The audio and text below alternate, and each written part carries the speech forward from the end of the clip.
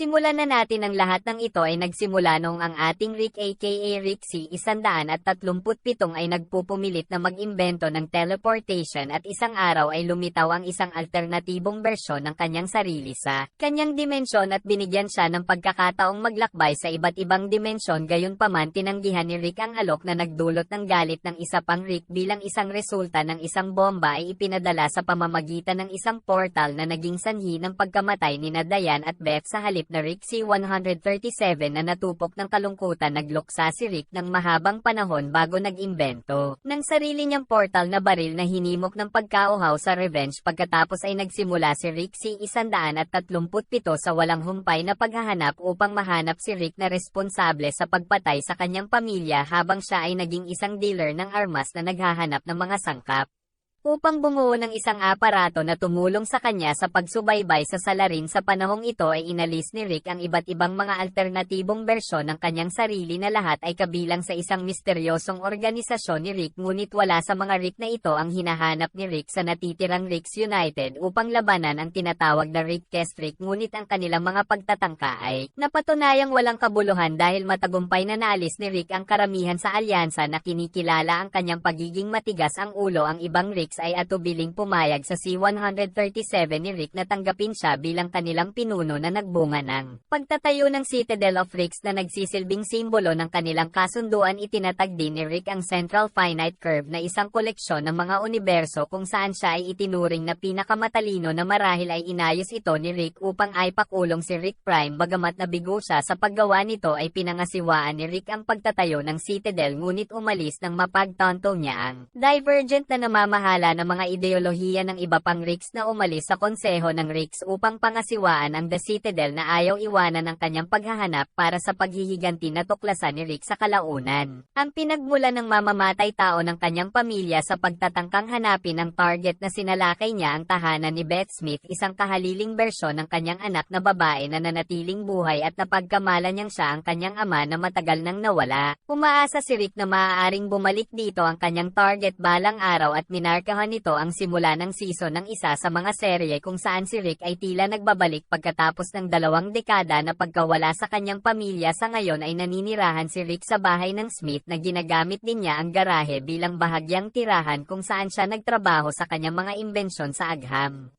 Ang unang season ay nagsimula sa pagpasok ni Rick sa silid ni Morty para lamang dalhin siya sa kalawakan at subukan kung papayag si Morty na puksain ang sangkatauhan. Mamaya pumunta sila sa ibang Dimension 35C upang magnakaw ng mga buto ng Mega at humarap sa mga dayuhan nang makabalik sila. Sinabi ng pamilya na nagkaroon ng masama si Rick impluwensya kay Morty, ngunit pinatunayan ni Rick na mali sila nang ipahayag ni Morty ang kanyang katalinuhan na pansamantalang dumating bilang isang side effect ng paglalagay ng Mega Seed sa loob niya, ngunit hindi nagtagal ay nawala ang functionality ng kanyang utak pagkatapos na nakatanggap si Jerry ng isang device mula kay Rick na nangakong palakasin ang katalinuhan ng aso ng kanilang pamilya na kalaunan ay nagpasya na umalis patungo sa ibang planeta kung saan ang matatalinong aso ay maaaring umunlad at sina Rick at Morty ay dumalo sa nakakatakot na klase na itinuro ng nakakatakot na si Glenn Rick na lumikha ng isang Jurassic Park-inspired amusement park sa loob ng katawan ng isang lalaking walang tirahan na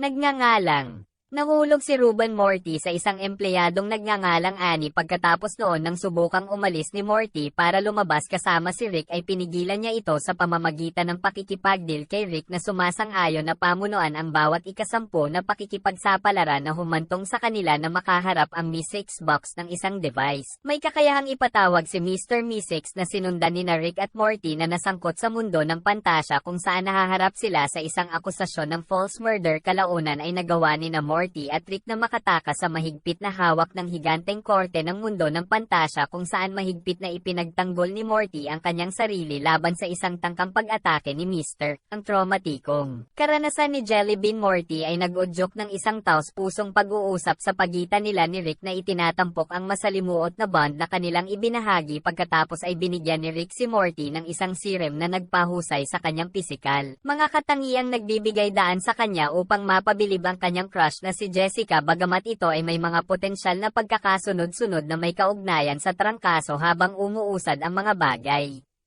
Hindi sinasadyang nahawahan ni Morty ang sayaw sa paaralan ng isang alien na trangkaso na nagdulot ng malawakang kaguluhan habang ang lahat ay nahuhumaling sa kanya. Hindi sinasadyang ibahin ang anyo ng mga tao bilang mga nilalang na malamantes na ngayon ay hinahangad ang atensyon ni Morty sa gitna ng kalituhan. Naghinala si Jerry sa ugali ni Beth at hinarap siya na humantong sa isang mainit na away.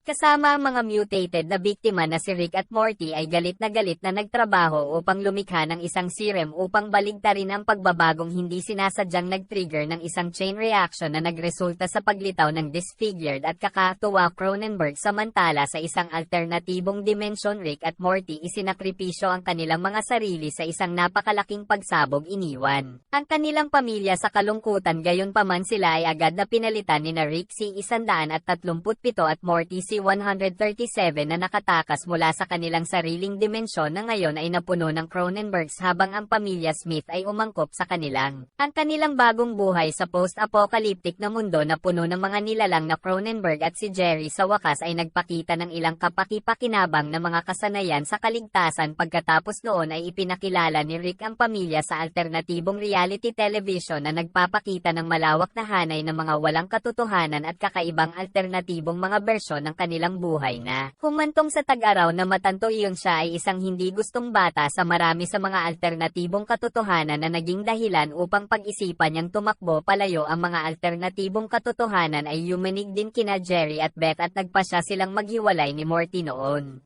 Ipinahayag kay Summer na hindi siya ang kanyang kapatid kundi isang kapatid na lalaki mula sa ibang realidad, gayunpaman ay bumuti ang relasyon ni Beth at Jerry nang masaksihan nila ang mga alternatibong bersyon ng kanilang mga sarili at kinikilala ang halaga ng kanilang sariling pamilya. Habang ang panahon ay umabot na malapit sa pagtatapos nito, ang konseho ng Rick's friend Rick si 137 para sa pagpatay ng maramihang mga alternatibong bersyon ng kanyang sarili na naging dahilan upang siya ay akusahan ng mga karumal-dumal na krimen. Gayunpaman isang paghihimagsik ng Mortys ang lumitaw na naglantad sa katotohanan sa likod ng masasamang aksyon ni Rick bilang resulta ng isip kontrolin ni Morty. Sa mas magaan na sandali nagsimula sina Beth at Jerry sa isang paglalakbay sa Titanic 2 sa isang libangan ng kasumpa-sumpa na barko habang si Rick, Morty at Tag-araw ay nagpasya na magsagawa ng isang party sa bahay. Gayunpaman si Morty ay hindi sinasadyang nag-activate ng isang teleportation device na naging sanhi ng buong bahay ng pamilya Smith.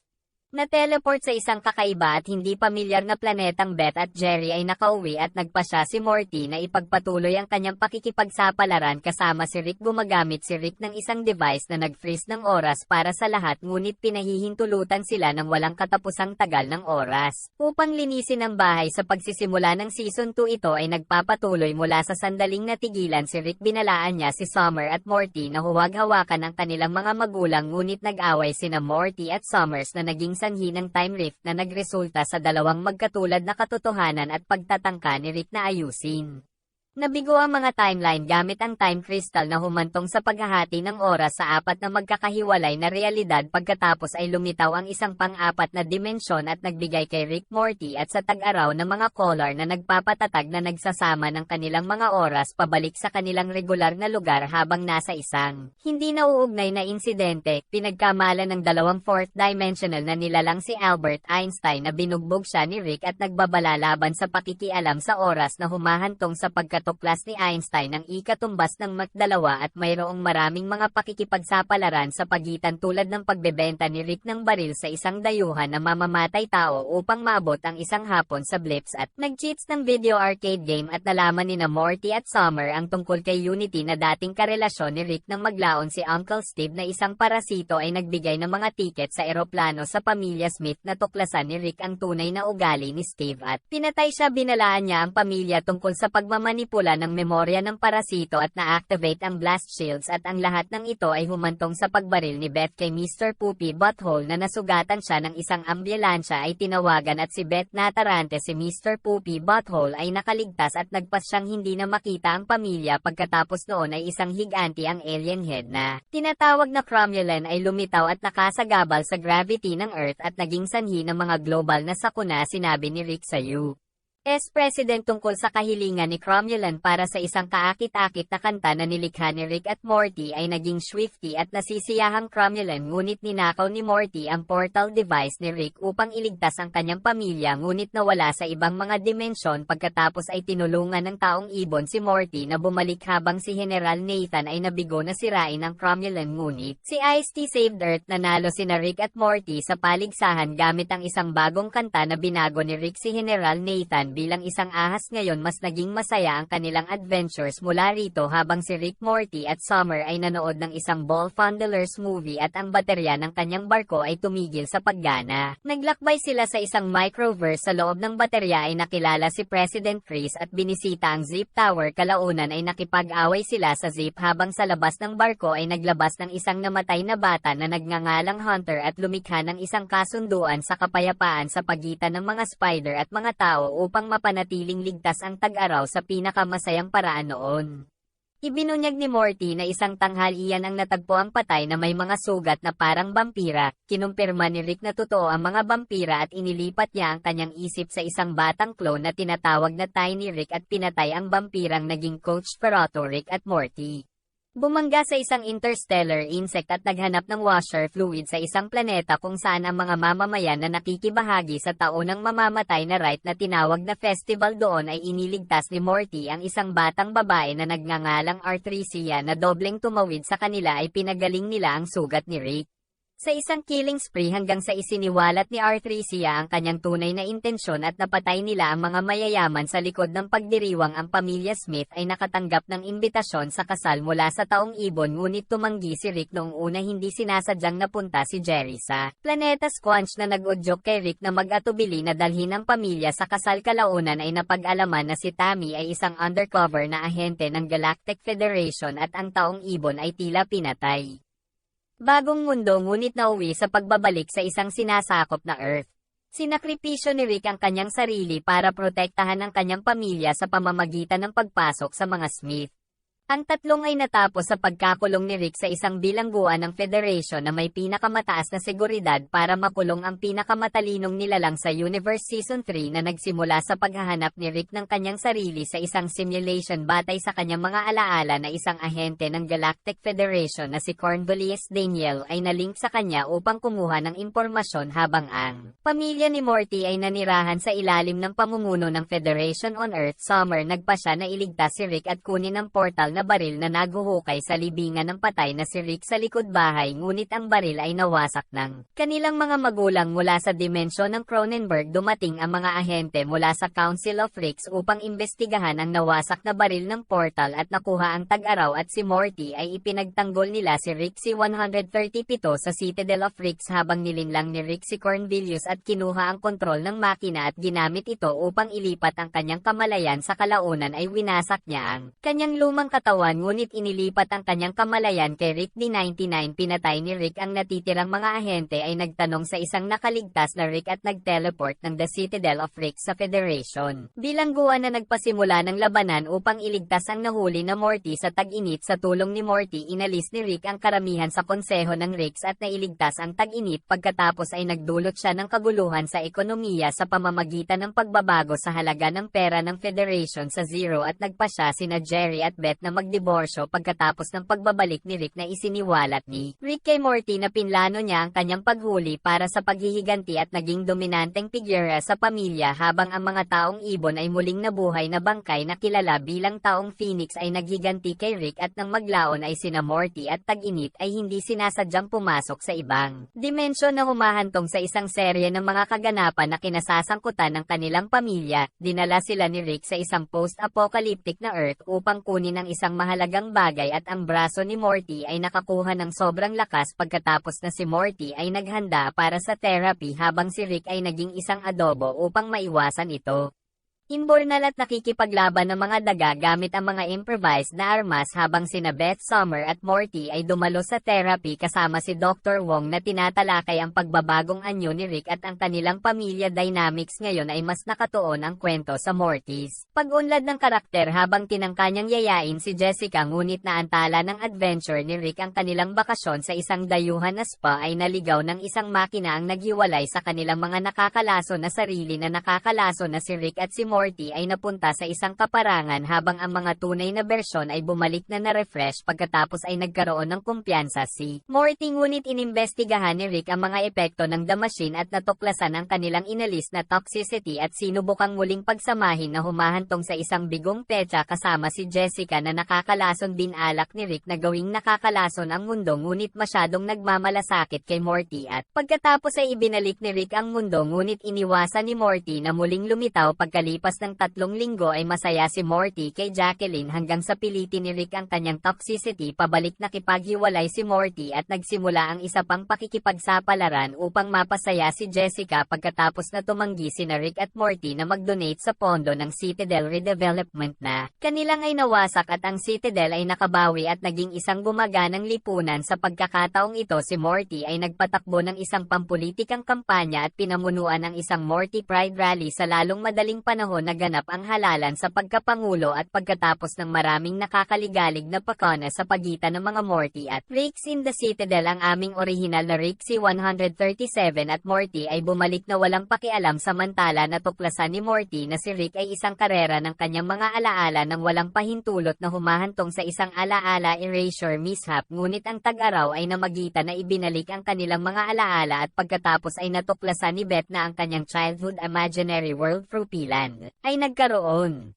Nilikha ng kanyang ama na si Rick samantala nagsimulang makipag-date si Jerry sa isang alien hunter na nagngangalang Kira ngunit natapos ang kanilang relasyon nang malaman niyang isa lang pala itong rebound para sa kanya na malapit na sa pagtatapos ng Season 3 isang hindi kilalang halimaw ang sumalakay sa isang janitor sa mga tunnel ng White House na nag-udyok sa isang kahilingan para sa tulong mula kina Rick at Morty. Gayunpaman ay humiling si Morty sa Pangulo para sa isang selfie na hindi ang unang pagkakataon na muling tumanggi ang Pangulo at mabilis silang nainip at nagpasya na umuwi na humantong sa isang pagtatalo sa ang Pangulo tungkol sa kanilang tendensyang labagin ang batas samantala si Beth ay nag-alok ng payo sa tag-araw na nagdulot ng tensyon sa pagitan nila Rick at Morty.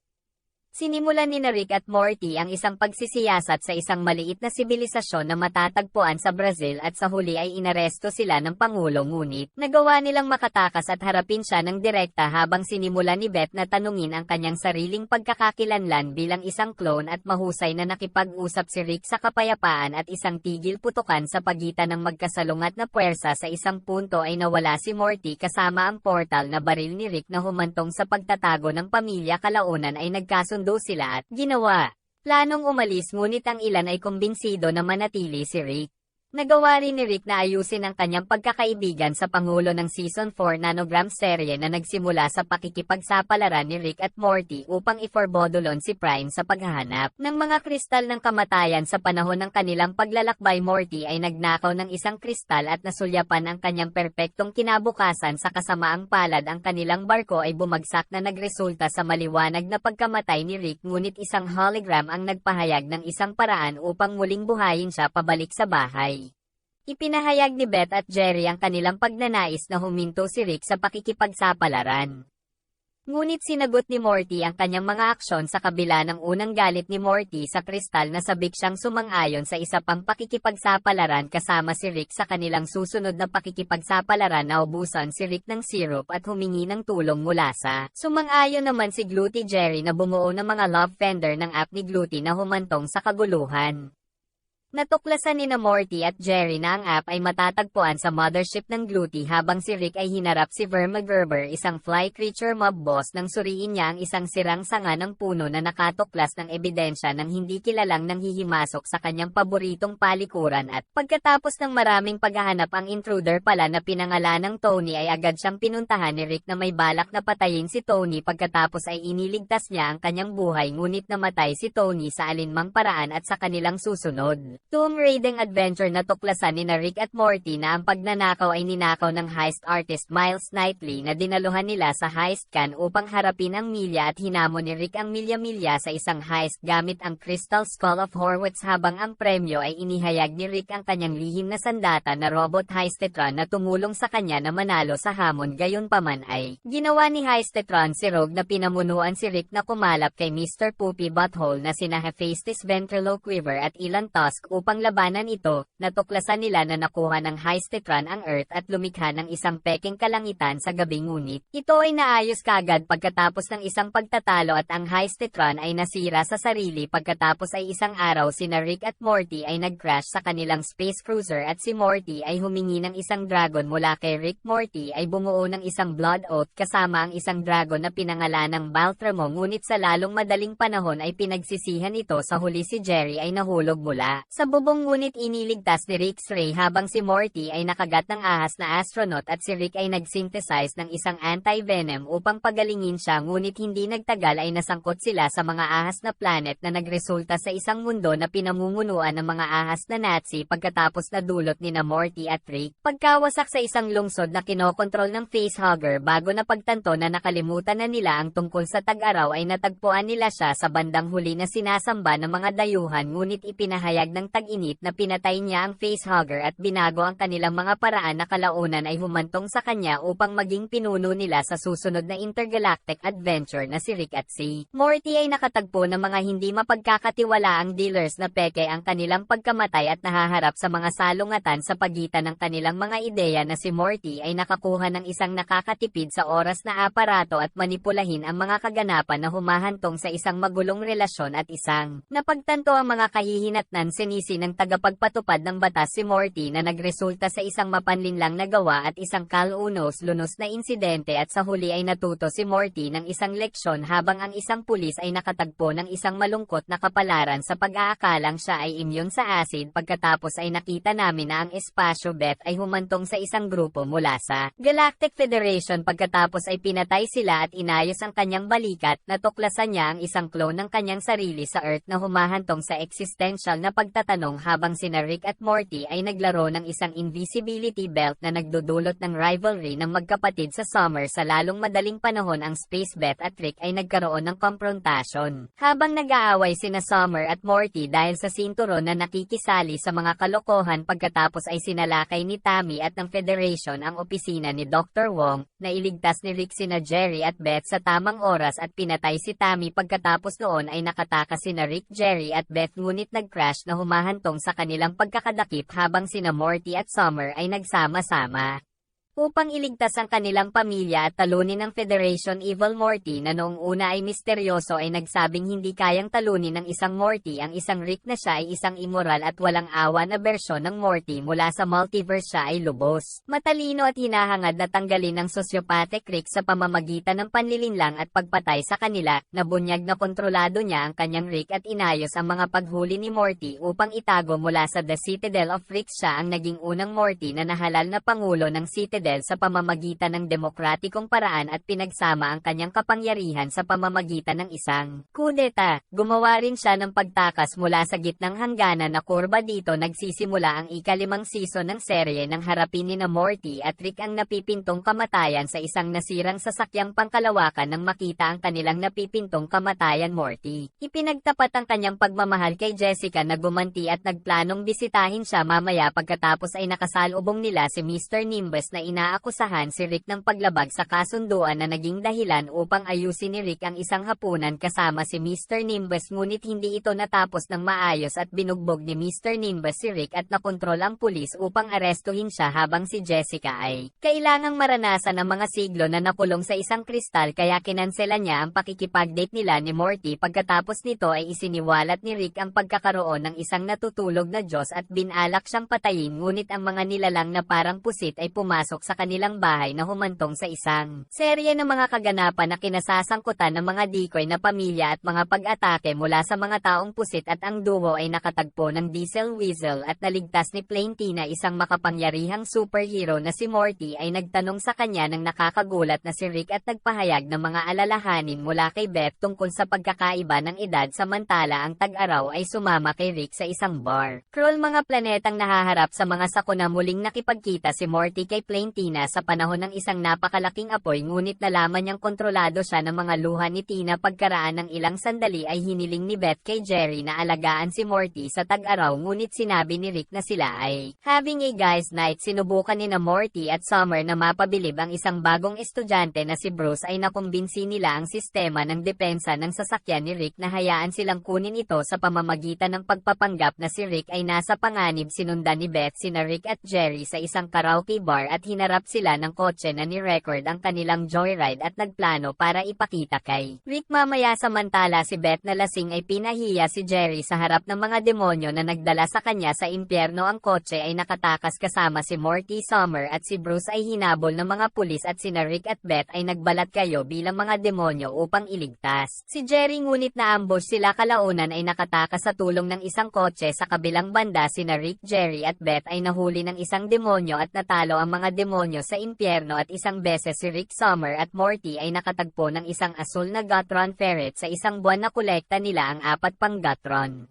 Nagmungkahi ng isang plano kina Beth at Jerry at tinalo ang isang interdimensional na halimaw pagkatapos ay na-activate ni Rick ang best friend rejuvenation sequence para buhayin ang bird person at pumasok siya sa isip ng bird person upang iligtas siya sa pamamagitan ng pag-navigate sa kanyang mga alaala at binago ni Morty ang Rick's portal gun. Aksidenteng nabuksan ang isang portal sa kanyang kamay. Kalaunan ay nakilala si Nick na may portal sa kanyang hita pagkatapos ay pinalitan ni Rick si Morty ng 2 uwak na pinamunuan sina Morty at Nick upang pagsamahin ang mga alien. Ng uwak ay tinulungan si Rick na kumonekta sa mga uwak habang sina Morty at Nick ay sinira ang garahe at kinuha ni Rick ang isang portal na baril. Pagkatapos ay muling pinalaki ni Rick ang kanyang kamay at iniwan si Morty upang magsimula ng isang palabas kasama ang mga uwak. Pagkatapos ay naging engrossed si Rick sa palabas ng Rick at 2 uwak habang sinubukan ni Morty na makipagkasundo sa kanya ngunit nabigo at pagkaraan ng ilang oras ay lumapit si Morty kay Rick naghahanap tulad ng isang nasa katanghali ang gulang na lalaki at nagsinungaling tungkol sa pagkamatay ni Jerry at sa kasal ni Summer para lamang hikayatin siyang bumalik sa bahay ngunit kalaunan ay umuwi si Rick sa bahay lamang upang malaman ang mga kasinungalingan ni Morty at kung paano niya manipulahin si Rick ng aging serum ngunit tumanda muli. Pagkatapos na isang deformed Morty binigyan sila ng babala tungkol sa The Citadel at hindi nagtagal ay inimbitahan sila ni President Morty sa hapunan. Sa panahon ng hapunan, ipinahayag ni President Morty na mayroon siyang kumpletong scan ng utak ni Rick na nakuha niya mula sa partial scan president ni Evil Rick na si Morty.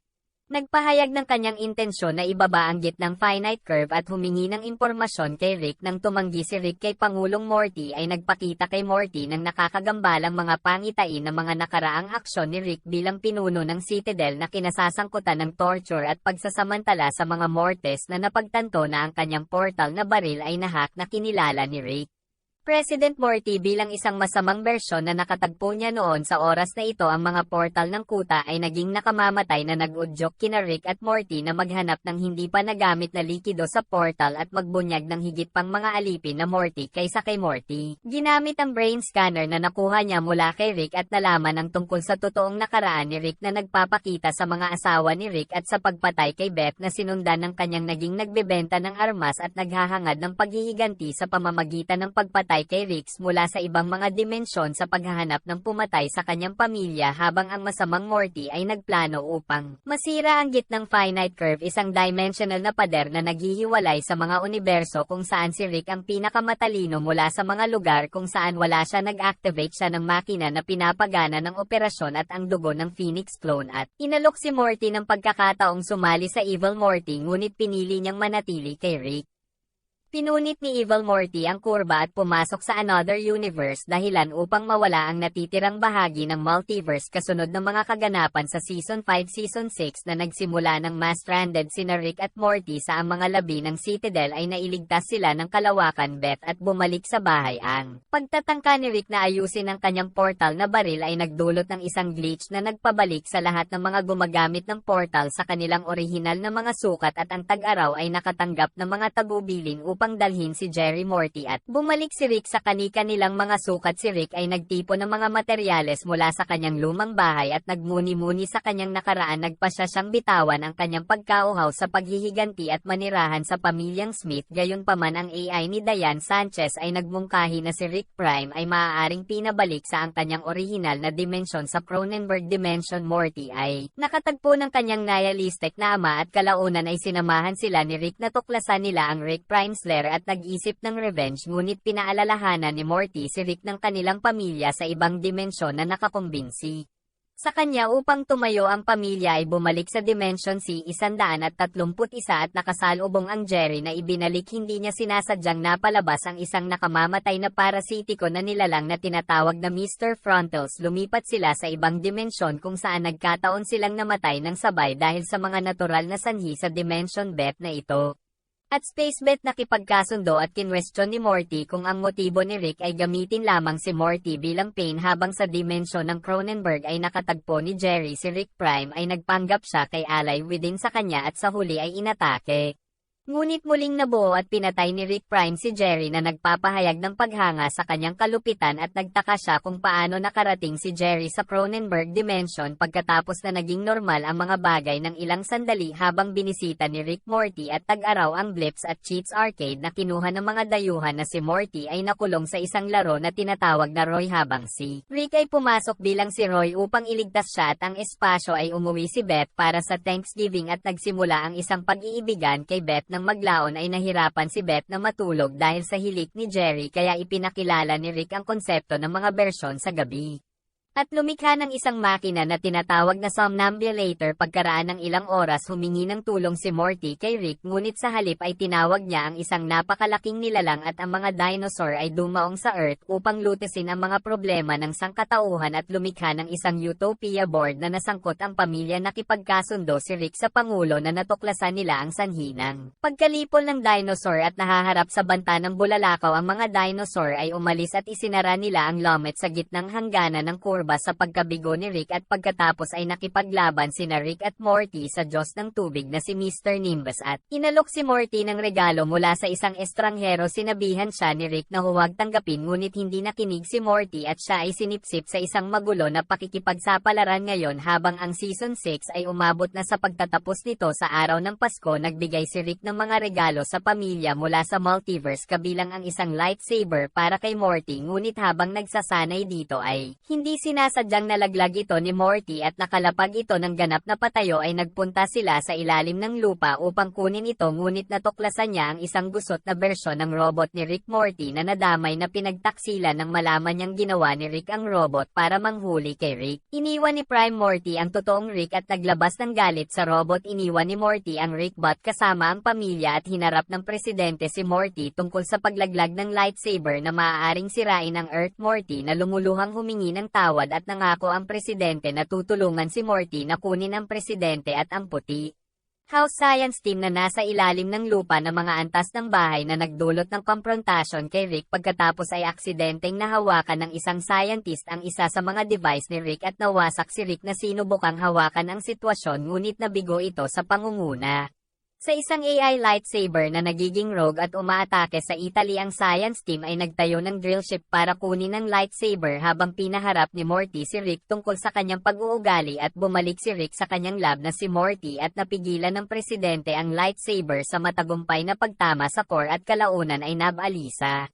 Ibinunyag ni Morty ang katotohanan tungkol sa Rickbot sa kanyang pamilya at muli nila siyang binuhay para sa tulong, habang ang tunay na Rick ay binuwag ang isa sa mga killbot drone ni Rick Prime at natuklasan ang kanyang maraming posibleng mga lokasyon ng pagtatago. Pagkatapos ay ibinaba ng Pangulo ang lightsaber muli at agad niyang sinugod ang puting bahay sa kalawakan upang iligtas ang kanyang sarili, matapos nasisihin si Morty nang makita ang malagim na sitwasyon na muling na-activate ng pamilya Smith ang Rickbot at pagkatapos ay matagumpay na nailigtas ni na Rickbot at Morty ang Earth mula sa lightsaber sa pangalawang pagkakataon. Pagkatapos noon ay sinugod nila ang Rickbot Star Wars themed room sa White House kung saan kinumpranta ni Morty ang presidente. Ang grupo ay muntik ng mahigop sa kalawakan ngunit iniligtas sila ni Rick gamit ang isang portal. Humingi ng paumanhin si Morty sa pagtulak sa kanya palayo at ibinunyag ni Rick na nagtayo siya ng Rickbot upang ipakita na siya nag-aalaga sa pamilya. Pagkatapos ay natapos ang Season 6 nang nagpa siya si Rick na isama si Morty sa paghahanap para kay Rick Prime mula ngayon. Maraming salamat po sa panonood.